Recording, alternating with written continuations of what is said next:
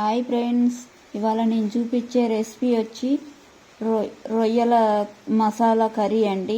నేను ఇంట్లో ఎలా చేస్తానో ఇప్పుడు మీకు కూడా అలాగే చూపిస్తాను, చేసి చూపిస్తాను. ఒక్కొక్కరు ఒక్కొక్క పద్ధతిగా చేస్తారు, నేనైతే ఈ పద్ధతిగా చేస్తాను. ఈ పద్ధతిగా చేస్తే మాత్రం గ్రేవీ వస్తుంది, చాలా చాలా టేస్ట్ ఉంటుంది, చాలా రుచిగా కూడా ఉంటుంది. రొయ్యలు ఇష్టపడని వాళ్ళు ఎవరున్నారండి? రొయ్యలు అంటే అందరికీ ఇష్టమే కదండి. నేనైతే ఇప్పుడు ఎలా చేయాలో చేసి చూపిస్తాను ఫ్రెండ్స్. ముందుగా రొయ్యల్ని శుభ్రంగా వాష్ చేసి కడిగి నీట్గా ఉంచుకున్న రొయ్యలల్లో చిటికెడు పసుపు, చిటికెడు ఉప్పు వేసుకోవాలి. ఉప్పు వేసుకొని ముందు మనం కొద్దిగా మ్యారినేట్ చేసి ఉంచాలి. అలా చేస్తే ఏమవుతుందంటే నీసు వాసన అన్నది పోతుంది, నీసు వాసన పోతుంది, శుభ్రంగా ఉంటుంది. చిటికెడ వేసుకోవాలి పసుపు. మంచి చేయితో మంచిగా మ్యారినేట్ చేసి ఉంచుకోవాలి. ఒక 10 నిమిషాలన్నా అట్లా చేసి ఉంచి అలబెట్టి ఉంచాలి. ఒక 10 నిమిషాల తర్వాత ఒక చిన్న ప్యాన్ తీసుకొని ఆ ప్యాన్లో ఇప్పుడు మనం మ్యారినేట్ చేసి ఉంచినాం కదండి రొయ్యలు, అవి వేసుకొని కొద్దిగా అటు ఇటు డ్రీ ఫ్రై చేసుకోవాలి.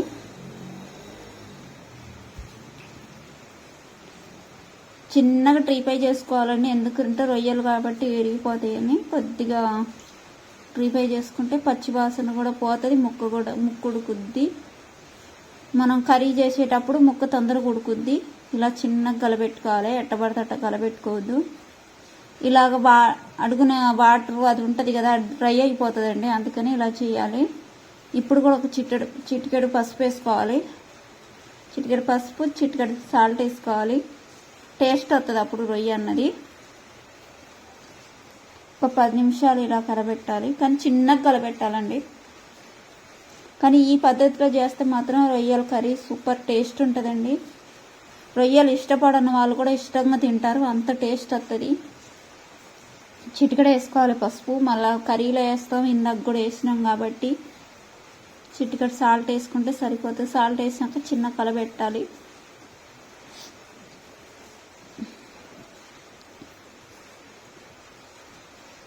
ముక్క అన్నది విడిపోతా ఉంటుంది మన ఇష్టం వచ్చినట్టు కలబెడితే. ఇప్పుడు ఇలా కావాలి, నూనె పైకి తేలాలి.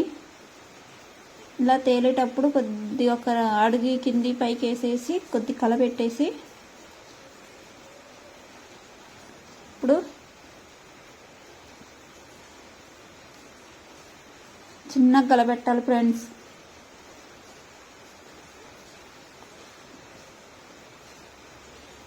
ఒక 10 నిమిషాల తర్వాత వేరే గిన్నెలోకి మార్చుకోవాలి. ఒక 10 నిమిషాలు డ్రీ ఫ్రై అవని. ఇలా అడుగున వాటర్ అది ఉంది కదా, వాటర్ అంతా పోవాలి. నాకు ఇంకా వాటర్ పోలేదు, ఇంకా ఉంది వాటరు. ఇలా వాటర్ ఉండకుండా చూసుకోవాలి. నాకైతే వాటర్ ఇంకా డ్రై అవ్వలేదు.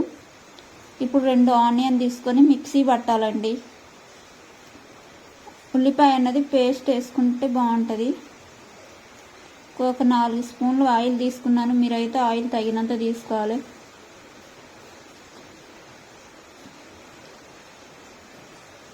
కొంచెం ఆయిల్ మగ్గాక ఇందాక పేస్ట్ చేసినాను చూడండి ఉల్లిపాయ, ఆ పేస్ట్ని ఇందులో వేసుకోవాలి. నేను ఉల్లిపాయ పేస్ట్ వేస్తున్నాను.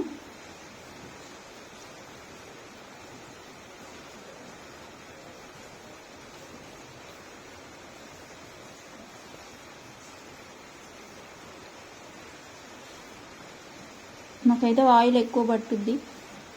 ఒక 4 పచ్చిమిర్చి ఇలా చిన్నగా కట్ చేసుకొని వేసుకోవాలి.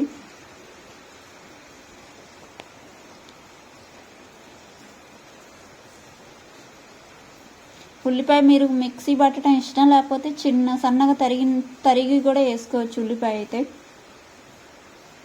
నాకైతే గ్రేవీ కావాలి కాబట్టి మిక్సీ పట్టేస్తున్నాను.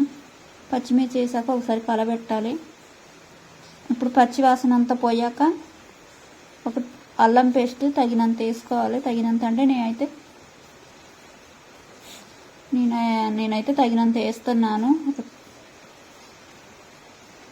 అల్లం పేస్ట్ అయితే మన ఇంట్లో నూరింది వేసుకుంటే ఇంకా చాలా బాగుంటుంది. కరివేపాకు కూడా వేసుకోవాలి. నాన్ వెజ్ వల్ల అసలు కరివేపాకు చాలామంది వేయరు, కానీ కరివేపాకు వేస్తే బాగుంటుందండి. కర్రీ అన్నది నిశ్వాసం రాకుండా ఉంటుంది.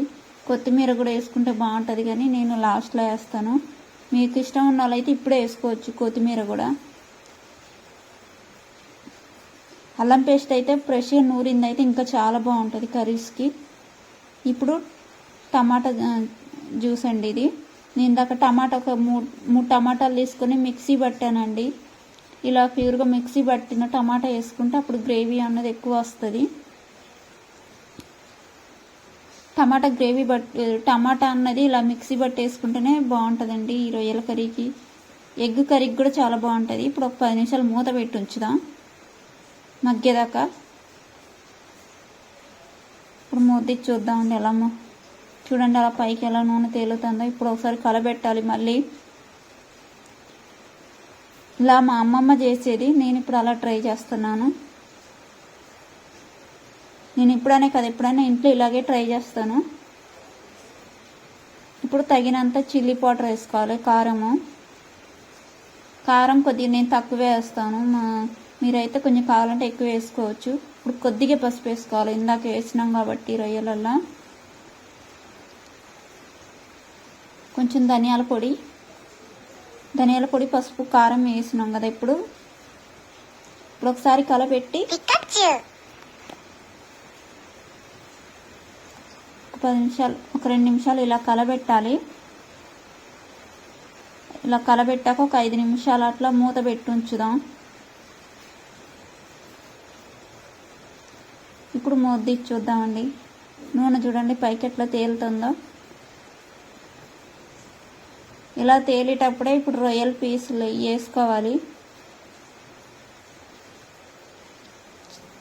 వేసుకున్నాక కూడా గంటతో ఎట్టబడితే అట్ట కలపొద్దు, చిన్నగా కలపాలి.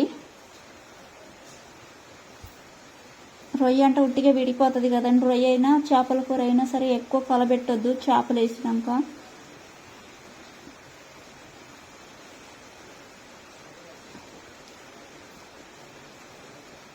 ఇప్పుడు రొయ్యలు వేసినాక ఒకసారి చిన్న కలబెడదాండి. ఇలా చిన్న కలపెట్టుకోవాలి.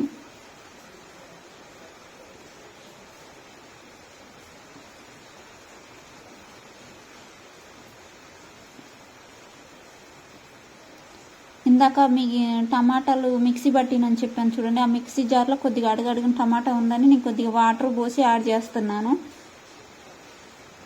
ఎందుకు వేస్ట్గా పోగొట్టడం అని నేను యాడ్ చేస్తున్నాను. మీకు అలా ఇష్టం లేకపోతే ఉట్టి వాటర్ అనే యాడ్ చేసుకోవచ్చు.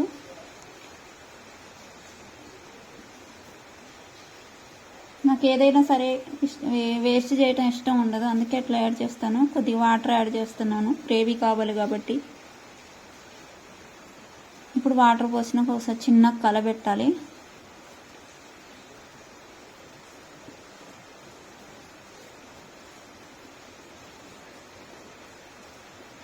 ఒక 10 నిమిషాలు మూత పెట్టి ఉంచుదాం. ఇప్పుడు చూడండి పైకి ఎలా నూనె తేలుతుందో అట్లా తేలాలి. ఇప్పుడే కొద్దిగా గరం మసాలా వేసుకుందాం. నాకు అడైతే నూరింది లేదు, అందుకే ప్యాకెట్ వేసినాను. కొత్తిమీర కొద్దిగా పైన చల్లుకోవాలి.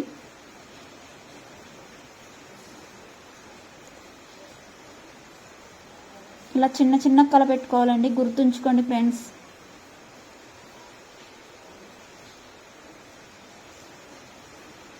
కర్రీ అయితే రెడీ అయిపోయిందండి. ఎంతో రుచికరమైన రొయ్యల కర్రీ రెడీ అయిపోయిందండి.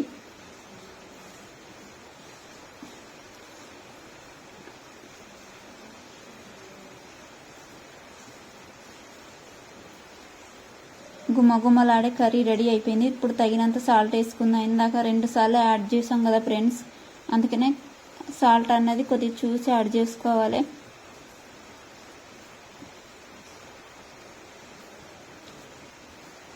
రెడీ అయిపోయింది ఫ్రెండ్స్ కర్రీ అయితే. ఇప్పుడు ఒక 5 నిమిషాలు మూత పెట్టి ఉంచుదాం. చూడండి